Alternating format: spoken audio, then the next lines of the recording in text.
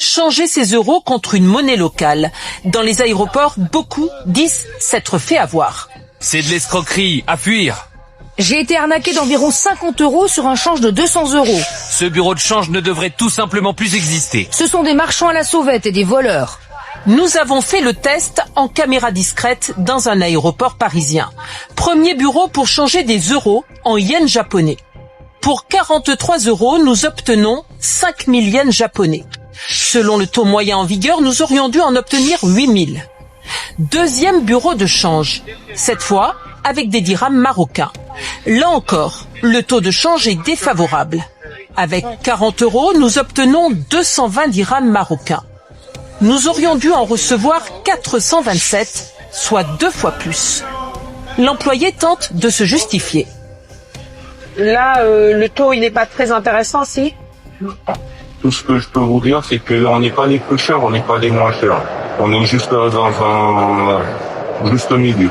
Ces taux de change défavorables sont-ils les mêmes quand on va dans le centre de Paris? Nous essayons dans cette rue où plusieurs bureaux de change se font concurrence. Il faut que je change 40 € en dirhams marocains. La différence est flagrante. À Paris, pour 40 €, nous obtenons 400 dirhams marocains. À l'aéroport, c'était 220 dirhams seulement. Pareil pour les yens japonais. En changeant dans Paris, nous avons donc 2 fois plus d'argent en poche. Des taux de change très variables, plus ou moins avantageux, rien de plus normal selon cet économiste, car aucune loi ne régule ce commerce. En France, il n'y a pas de limite au prix que peuvent fixer les changeurs dans les différentes devises. Ils font ce qu'ils veulent. S'ils veulent vous faire payer très cher le prix d'une devise par rapport à une autre, ils le font. Voilà. Et eux vont gagner de l'argent, vont se rémunérer grâce à l'écart qui va exister entre le prix auquel ils achètent la devise et le prix auquel ils vous la vendent. Alors comment faire quand on voyage? Selon ce couple d'influenceurs qui a fait le tour du monde, il faut éviter de partir avec du liquide. J'aurais pour conseil de plutôt prendre une carte bleue sans frais à l'étranger pour pouvoir retirer et justement éviter cette situation.